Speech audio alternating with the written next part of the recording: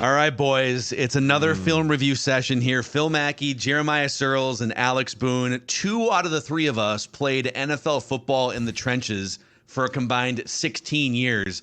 I'll let you Google that and figure out which 2 of the 3 of us. I know it's hard to tell. It's not the one at the standing desk. Getting our steps in during the day. Leaning way back in their Sitting chairs. down, trying to get comfortable because our backs are seizing every 30 seconds. I'm here to deliver takes and get my steps in, and I'm all out of takes. So Dude, here we you know go. at times coaches used to get so mad when you would lean all the way back, and they'd be like, "You comfortable enough? You comfortable enough? Are you?" You'd be like, "No, I'm good. My bad. I'm sorry. I'll sit up." And then Solari used to hate it when the hood would be up. So you had to put no the hood- hoods. Oh my god! And it was like almost like grade school at times. Like, Yeah.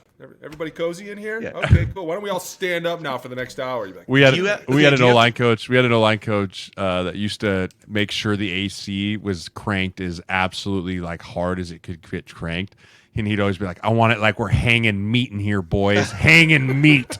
And he'd be like, "Okay." He's like, "Can't sleep when you're cold, can ya?" Oh, wow. I feel like it's Dude, like a they're 5th grade brutal. class. Do you guys have to ask permission to go to the bathroom if you're in a... You don't go to the Sometimes. bathroom unless there's a break. Oh, Like, okay. unless you gotta go, and then you'd be like, "Coach, I gotta take a piss," and they'll be like, "Oh, well, why don't we all just take a break then?" Like, Okay. usually if gonna the say- meeting started getting long, you kind of like start kicking the vet. Like, you'd be like, "Hey, you gotta piss, don't you?" And they'd be like, "Coach, 5 minutes." Yeah, okay, yeah, 5 minutes. Right, as long as the vet did that, you were fine. But if you were like a first or second guy, you'd be like, "I gotta take a piss," you'd be like, "Oh, that's too bad. Sit there and hold it." Be like, okay. I was gonna say, nobody just stood up and walked out of the room because the coach would have paused the film and been like, "Where are you going? Yeah. What are you doing?" Can I I gotta help go you? take a piss. No, you're not. Sit down. Shut up. Who are you? I don't even So- know your name. Sit down, kid. What's great about this film breakdown is, Booney, you actually played for Pete Carroll at the end of your career here. So we're going to take a look. The Seattle Seahawks, who I think a lot of people have just not really known what to do with that team the last couple of years. It's like they traded Russell Wilson. It kind of looked like they were going into maybe a rebuild or a reshifting, and they've just been competitive. Last year, 9 wins, and now they're 5-2, and they beat the Browns. Yep.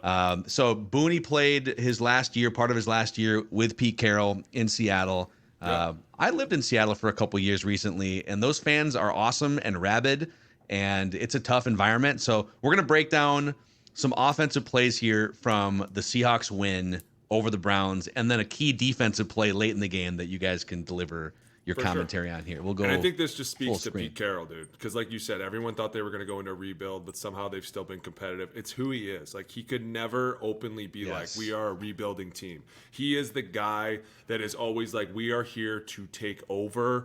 We are not going to let people push us around." Like, he is the guy that until the clock says 0-0-0-0, we are good. We have a fighting chance. And that's why they are the team that they are. Nobody knows what to say about them, but you're like, man, they play tough all the time. Yeah, man, especially in that stadium, it's loud. Fans Don't. get into big I'm events. getting triggered. Oh, by the way, another set of retros I would love to see more of. No, Yes. I'm out on these Oh, ones. I love I'm these, out on dude. these Dudes. ones. No, these are Now great the uniforms. Eagles green All of them. retros, that one I'm all in on. Oh, All look of at that them. inside zone. Dude, Kenneth Oh, Walker. that inside zone. man. Horse collar, dumbass. Dude, I thought he was going to get out of that too. Gosh. Let's watch it. This is inside zone. This is forever and always 11 personnel, 1 back, 1 tight end. You got a 7-man box here. 95 week. Here we go, You got baby. Charles Cross, their first round left tackle from last year. He's back in the lineup. You know, he was out for multiple weeks. They're still missing Lucas Abrams, their right tackle, who they were both rookies last year and phenomenal, right? So you got here, again, this is a great job of watching the backs. You want to see the double teams, right? The double teams. This is 68, 63, or on the left And the side hips, the hip angles. here. The hip angles. The The hip hip angles. angles. Let's go. Yeah. Yep. The hip angles. 78 already Everyone. got the Except for reach. this guy's closing off. He's reached already him. got the He's reach. already got Yeah. him reached. That's Yeah. why it's Right. great. That's It where the opens cutback- up this hole. See how he stops it? And we used to call this cutting the defense. You cut the defense right there and let everybody else run, and now it naturally opens this lane for Kenneth Walker to just cut Well, right look through. at And gap integrity, right? Gap integrity. Go back to the beginning. Let's Go go. back to the beginning. Look at where the B gap starts, right? So back at the beginning, right? Gap integrity. You have this guy has the A gap, right? Number 6 has the A gap. This dude has the B gap, right? So you got to think, okay, this guy has A gap there. The lefty tackle has the A gap. Like everyone has the gaps that's right in front of them. But when you cut the defense like Boone is talking about here, it makes the A gap gigantic, right? Gigantic. Look at the size of that A gap now, right? He gets hooked all the way out. So now the A and the B gap are essentially both wide open, which is what makes this cutback so big. But the other thing too is Noah Fant coming out here and the backside defensive end here getting really flustered by the Smith and Jigba The jet cross sweep motion there, yeah. right. Like he bites on it. He bites on it just enough right there. Right, that's all it takes. He bites on that jet motion, and Plus he thinks this might be a naked bootleg. That allows him not to come crashing down in here all of a sudden. Yeah, he follows Geno out here. Right, Yeah. Because he thinks it's a naked. Yeah, you put two things in front of his eyes, right? The jet motion, and then you put Geno on the bootleg, which allows him to come back through here. And that's just Kenneth Walker doing exactly what he's done in the league and what he did at Michigan State, coming around, running away from this guy, and then getting a horse collar tackle here too. See, Mackey, this is also they've been conditioned that anytime the quarterback hands the ball and then turns to run out like that, they're like, dude, it's got to be a naked, right? And you always have to honor that as well, because if you don't, it's going to be the one time that it is the naked and he throws it for 20 yards. Or the one time you deliver on the jet sweep motion, like this touchdown right here. Right? Isn't that the same action? I love jet sweep motions when they turn into like jet sweeps. Just because they are so quick and so simple and so easy, and you have all of these guys right here between 89 and 67, you have the majority of the defense. Let's just hand the ball off to a guy who's already full steam ahead and let him just run around the edge. It's almost so simple and so fun to run, because as an O-lineman, you're like, no, you're not going to stop this play. You're an idiot. You just bear crawl on that A-gap. You do that for me. Let me just fall on you real quick. I got you. Because look, plays dead. They don't even block. They don't even block they don't even block the five technique. That's how simple this play is. The guy that is literally 1 yard away from the handoff is not even being touched, and he has no idea what's going on. Because D linemen are stupid, right? And they're just gonna be like, "Oh God, what's happening?" Right? Like no one touched me. It must be a screen. Oh gosh, he ran right in front of me. What was that?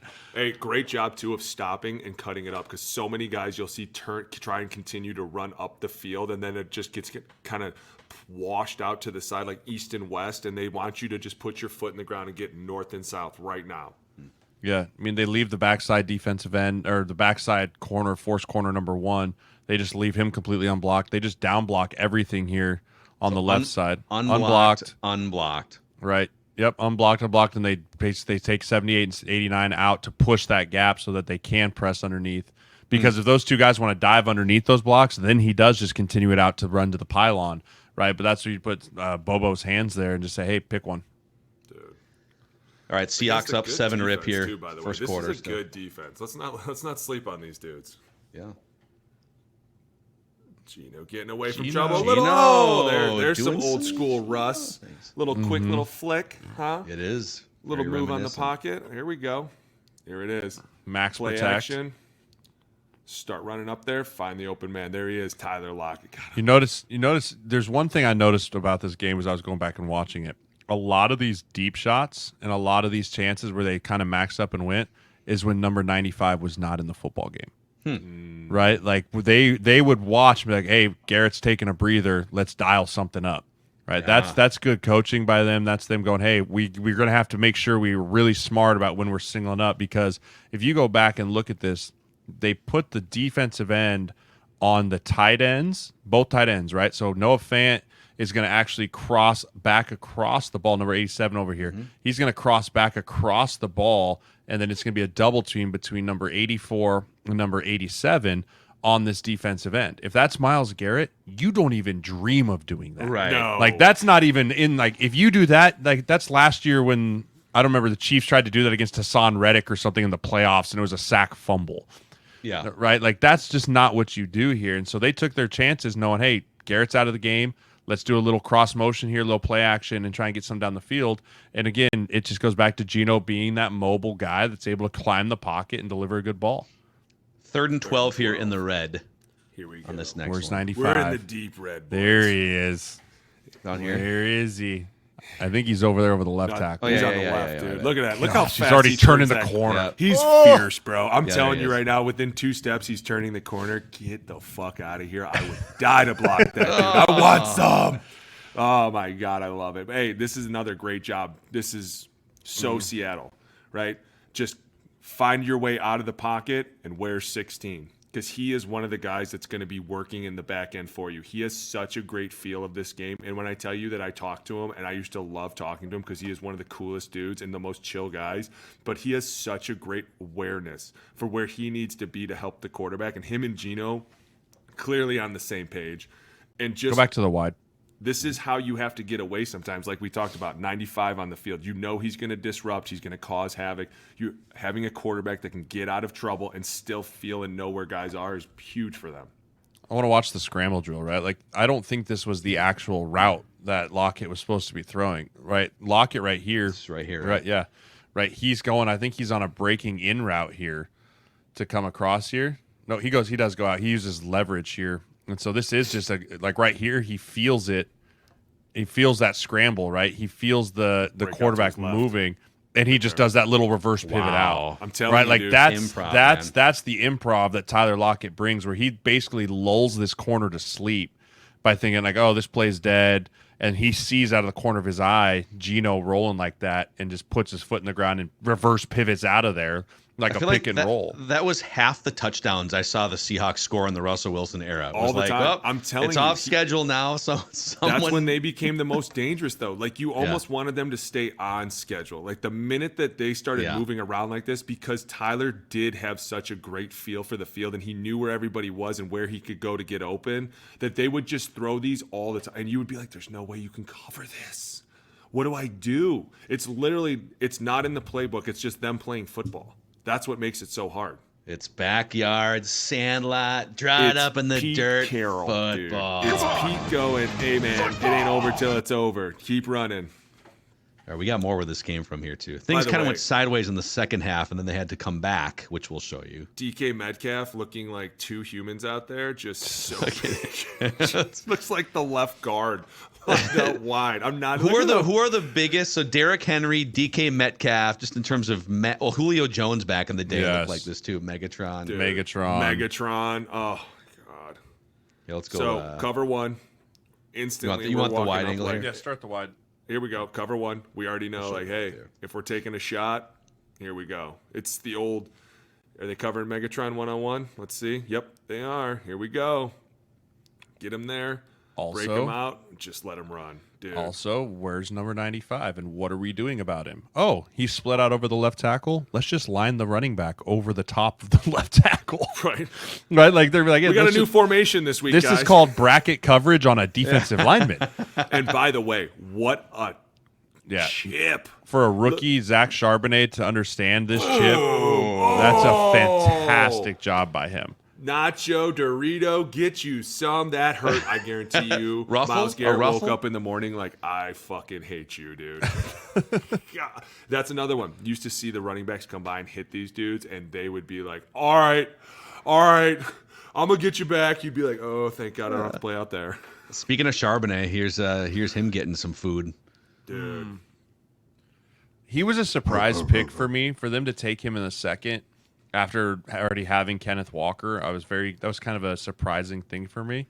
But he's brought in a little bit of wiggle here too. But go back to where the hips of the linemen, where the hips of the back, right? Like you just look at how they want to sew this up together. So they're going to have a single on the front side, which is a combination between the front side guard and the front side tackle to the first linebacker. You have a B block on the backside, and you can see they're square. They're sealing on the backside. 22 is going to have to make a decision. Does he come outside? Does he come inside? But because of the block of Noah Fant here just getting in the way, Charbonnet can push the whole front side. It makes those linebackers commit.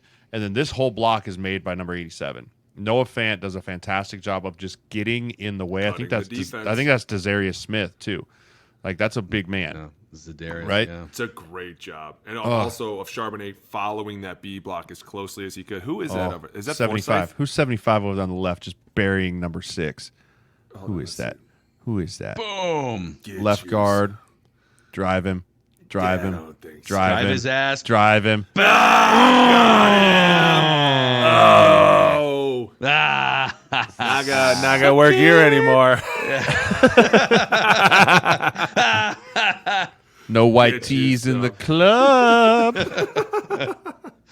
Dude, plays like this make you excited. Seriously. And this is Seattle though, dude. Like they get fired up when things like, and I can tell you right now when they break down film, it is so fun. Dude, when we did the offense, we'll talk about it after. We're going to talk about it after. It's so fun. Such fun. Yeah, no. Let's go 2 more plays and then get to we're here. gonna talk. By the way, this is Browns are up 3 here. So the Seahawks took a 14-0 lead. Browns worked the whole game to take the lead. 2:04 left. 3rd and 3. You know, you could just bring it down to the 2-minute warning with your backup quarterback, and you could punt it away and trust your defense that's been lights out since the first quarter.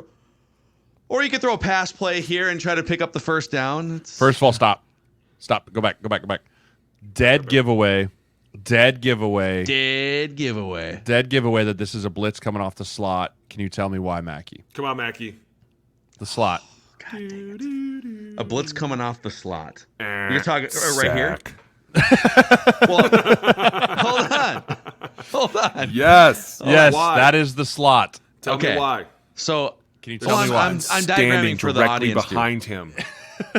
5 yards away. Right here. You go, I'll stay. That's what he's telling him. You go, I'll stay. Yeah, and I mean, when it's a normal single high or a normal 2 high setting here, they're never topped, right? We call this being topped over the defense, right? So if you're playing further right toward tackle, the middle of the field, is that right? what you're saying? And so this is a 2x2 formation. So the strength of the defense is to the left, which means Bobby Wagner's your Mike. So they're setting to the right here. And it should be so easy and so simple to tell because you look out there and you go, oh, that dude's topped over number 2, right? And you see Wyatt Teller picks it up really nicely on the right side. But, you know, obviously the safety does a nice job, but I had to talk about the protection and the identification of the protection initially, right? 54 is the mic. We're sliding to the right. You come out here, right? You see 57's even telling them like, hey, you're coming, right? Yeah.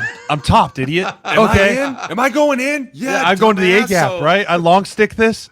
Okay, I have a dumb question. So obviously this is obvious to you, right? That Completely this obvious. This guy's Dead top, giveaway. right? Yes. Dead giveaway. Is this obvious to everybody involved? Yes. Like any It should professional be. quarterback, offensive line? It should be. First So thing if you it's do that is look obvious, out. and First it thing still you do- worked, right? I mean, obviously it blew up the whole play, and Well, I mean, run it back. Let's see where else he could have gone with the ball because you are taught to throw into the blitz, right? That is the idea, is to throw into the blitz. But Bobby Wagner, being Bobby Wagner, He's so good. he understands where he needs to get, right? The easy thing now is you pitch it out over to Njoku is where you should be going with Njoku over there on the far hash, on the far 40, right? But as a young quarterback, you think, okay, I have Amari Cooper over here. I'm going to push this into the blitz. But with Bobby Wagner dropping kind of into that window, it just muddies everything up. Honestly, Here's the who is he throwing it to? Amari Cooper? No, he's going to the right He's into throwing the it to blitz. the right. So like you're I know taught it hit throw it the into the helmet of- blitz. It hit the helmet of somebody, right? It hit. I think it hit Adam's helmet. He jumped up on the Hilarious. blitz, and it hit him in the helmet. Dude. Yeah, Watch so him like do right that. here, No so like hands. right here though, like Wyatt Teller should be out there to hit 33 before he does. Yep. Right, like he gets there late. Right, he gets there late. He sees it. I'm not saying he doesn't see it, but because he's late to this, it allows Jamal Adams to jump up. Right, because he's Wyatt late. Teller's like, I'm gonna send him straight to hell too. Yeah, dude. straight to the shadow realm. The minute that he jumped, he was like, "Bad move, bro. Bad move." Which is fine. Oh. But Jay's right. Had he been on him earlier, maybe he doesn't jump. Maybe he doesn't hit this ball. Maybe he doesn't knock it away. At the same time, I still don't know if he fits that into Amari Cooper. I don't know. Like either. I That's don't. what I'm saying. I think even if this ball is delivered on time, I think Bobby Wagner is decapitating Amari Cooper. He It sees might him be an coming, too. Bobby's interception. like, dude, Does throw Bobby it. pick I this dare you. off? It would have been. I mean, I still don't think that's a completed pass. I mean, regardless. No. No, I think is that Flowers? Who's the cornerback? Who's 21? Who gets his arm on it? Witherspoon. Witherspoon. Yeah. I think he breaks it up regardless. How about that play, man? I mean, I can't. dude. Yeah, that's right a off bad, the top that's a of the bad dome. deal. It's a bad deal. And so now Carroll's Seattle's going got it nuts. back, right? Under a minute, field goal to Hey, tie, they touchdown to ran- win this thing. Pause. They ran this play in the first quarter, the exact same play to the exact same person. And it did the exact same thing. Like it literally went for like 15 yards up the sideline. And then they ran it again for a touchdown. This is DK gets away with a little tug here. But he I does will- a great job. I I'm will gonna say admit that. he does a great job of letting go at the perfect time. Dude, of course he's holding him right there, but then as soon as Smith and Jigba starts to run by, see how he lets him go? brilliantly done. And if you're the ref there, You're not calling that. you probably not call that. Yeah. You can't call that. But this is cover zero, right? If you go to the wide, like this is straight cover zero again. It's obvious as it can be for guys that see it, right? Because there's zero safety in the middle of the field, right? This guy off the slot to the left here is already creeping in there. Yeah. So you're immediately going, okay, it's one-on-one coverage across the board, right? Everyone's going to just be one-on-one coverage. This is just allowing your playmakers to make plays, right? This is why you drafted this kid. That's why you drafted this kid in the second out of Ohio State, because of plays like this. Yeah. And DK just enough to get in this guy's way and allow him to tiptoe up the sideline. Go back. It's a DK great does play. a great job. The minute the ball snaps, see how he looks in at the safety, and he has a decision to make. Do I block the safety or do I block the corner? And you can see he kind of pauses for a second, and he decides to take the corner, which is a great job, which allows Smith and Jigba to get around him. Like, he's almost like, dude, just use me as a pick play. He's looking over right now. Because the rule would be if number one was walked up, right? If number one was walked up to like pressed coverage on him. So say number one was standing on the 5-yard line. Yeah. Right. The rule is that 14 would push and crack on him to get the play started, and then Smith and Jigba would have to make the corner miss. Right. But because he gives such cushion, right? See, 14 sees it. He's like, there's so much cushion here. Like, we're just going to let him run around this guy. I'm just going to take the most dangerous guy right now, and that's going to be the corner, right? Like, he had a read on that. 14 had a decision to make, and he made the absolute right decision because of just how much space and Jigba had. And there's just certain cultures, and Seattle's one of them, where your star receivers are expected to be competent to great blockers, right? Oh, absolutely. And it's just part of the culture. His dad was an NFL offensive lineman. Are you kidding me? Come on. Yeah. I expect that out of him. Let's go one more time here from the end That zone. dude's a low-key dog, too. Who? DK. Oh, yeah. He is a monster. Boop. Let him go. Great job. Walk the tight room. There you go. Give it to him. Big time dubs. God, he's bigger than the linebacker. Dude, I remember when him and AJ Brown came out and they had that like flexing picture. Yep. When they were all together, and everyone's like, "Who built you and where did they do it?" Because you were built in a test tube. He was one of the biggest, most cut humans I've ever seen him. I literally walked over and was just touching him like, "Are you real?" I was like, "Dude, you are so big." Like, and then he talks about like how all he eats is like Skittles. Dude. And like candy, and it's like there's no way, dude. So, I look at a piece of Halloween candy and I gain 4 pounds. Oh, like he's so built out of. By the way, did all of us just? I mean, I know you didn't go trick or treating, but tell me, Booney, that you don't just go through your kids' candy and pick out the best ones and just shove them in a little box are like. I gotta check it to make sure it's all good. And correct. No poison, no drugs. Right. Yeah, dude. They used to tell us that like kids used to be getting drugs. No one's giving drugs out for free. That's such a bullcrap lie. No one's giving free drugs out. I've told lies my whole life. Now, if you paid $200 in cash for that candy bar, check that thing. But hey, I will say this about Seattle, going back, because when I went there, that place was everything that you think it is. Pete Carroll has such a great hold and like a great vibe to it, that he is all about positivity and excitement. Like, dude, I went in there and I sat down, and it was during COVID, and they were like, dude, get ready because it's about to be a show. And I was like, really? And all of a sudden the theme music comes on and they're blasting music, and Pete Carroll comes running out like it's a huge speech, and we all paid to watch him, and he's all excited. They're all excited. I'm getting excited. I'm like, oh my God, it's 7:00 in the morning. He's like, hey, every day has to start with a competition, so he's got a basketball hoop in there, and he makes the O-line play the D-line, or the D-line play the receivers, and everyone's shooting for 30 seconds, and it's the most baskets. Dude, it is the most insane time of your life. And then we do a breakout, and we go into offensive meeting, and there's more theme music. And there's guys coming out in wigs, and they're super excited, and everything that's presented has, like, a theme song to it. Dude, we did short yardage goal line, and the assistant offensive line coach was Brendan Carroll, was Pete's son, who's now the OC at Arizona. He came out in a golf cart with sparklers and like flares shooting off, and they were playing like AC/DC, and he's got this Motley Crue wig on, and he's going crazy. He's screaming in the microphone, and he's talking about all the plays that week, and dude, it's just everything that they do up there is so fun. Yeah. And you're like, I see now why everybody always looks like they're having a good time. Like they're never negative. If something bad happens, they address it right away. They're very straight to the point. But when it comes to the positive things, like they just love to have a good time. And that's why when you play them, it's so hard to, at the time, like when they were really a tough team and they had great talent, they were so hard to beat because if anything, they were just having fun with each other. And they're all messing around on the sidelines, and you see them throwing Skittles at each other, and you're like, God damn it. Yeah. First down, this dude's eating Skittles and a timeout. Like, what the hell are we doing? But that's the culture there, and it's a very positive.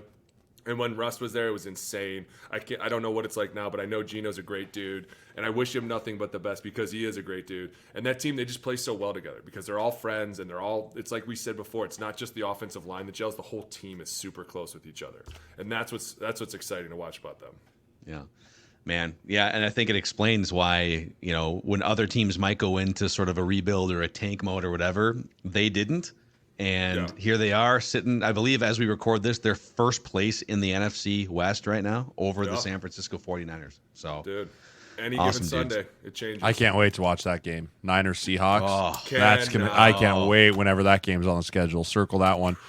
Also, before we end here, this might have been a podcast thing. Can we talk about how the NFL decided not to flex the Raiders-Jets game out of Sunday Night Football? Yeah, what are we doing there? Like, no one wants to watch this anymore. Is it because of there's such a New York Jets market? It doesn't matter who they play. That they feel like that's going to be a win for them as a network on Sunday night. It's not a win for us, guys. I know. It's not I'm a just win saying, for the rest of America. They're looking for numbers on TV. Nobody wants to watch that. Okay, I'm just going to be honest with you. Watch Devontae Adams plead and beg Jets players to facilitate a trade in the offseason. One of his teammates. Yeah. Oh my God. Hey, if you guys enjoyed this film breakdown and some of the Seattle stories, please click the subscribe button and the like button and tell your Seahawks friends, your Seahawks loving friends about the O-line committee, and let us know what other things you would like these guys to review in film form here. It's the O-line committee. It's an offensive line lifestyle podcast and film breakdown.